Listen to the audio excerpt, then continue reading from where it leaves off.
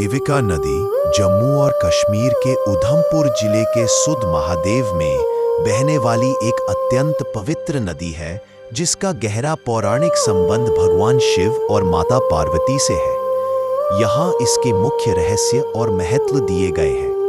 देविका नदी और महादेव का संबंध। रहस्य। उत्पत्ति का स्थान। देविका नदी का उद्गम निकलने का स्थान शुद्ध महादेव मंदिर के पास मां नतलाई, जिसे माता पार्वती की जन्मभूमि माना जाता है, के निकट से होता है। गंगा की बहन। पौराणिक कथाओं के अनुसार देविका नदी को गंगा नदी की बड़ी बहन माना जाता है। पार्वती का स्वरूप। नीलमत पुराण जैसे धर्म ग्रंथों में उल्लेख है कि देविका स्वयं देवी पार्वती का एक रूप है। अवतरण का कारण। मान्यता है कि प्राचीन काल में कश्यप ऋषि ने डुग्गर क्षेत्र, वर्तमान जम्मू क्षेत्र का प्राचीन नाम, के लोगों के कल्याण और पापों से मुक्ति के लिए भगवान शिव की कठोर तपस्या की थी।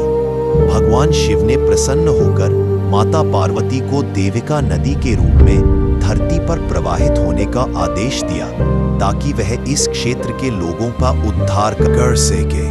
महादेव का वास। स्कंद पुराण के अनुसार माता पार्वती के अनुरोध पर भगवान शिव ने यह वचन दिया था कि वह युगों युगों तक देविका नदी के तट पर शिवलिंगों के रूप में विराजमान रहेंगे और कभी उनका साथ नहीं छोड़ेंगे। देविका नदी का धार्मिक महत्व। मोक्षदायिनी। इसे अत्यंत पवित्र और मोक्षदायिनी माना जाता है। कहा जाता है कि केवल देविका के जल को स्पर्श करने या इसमें स्नान करने से ही सभी पाप धुल जाते हैं और आध्यात्मिक लाभ प्राप्त होता है। गुप्त गंगा। यह नदी कई स्थानों पर धरती की सतह के नीचे बहती है और फिर प्रकट होती है, इसलिए इसे गुप्त गंगा भी कहा जाता है। छोटी काशी।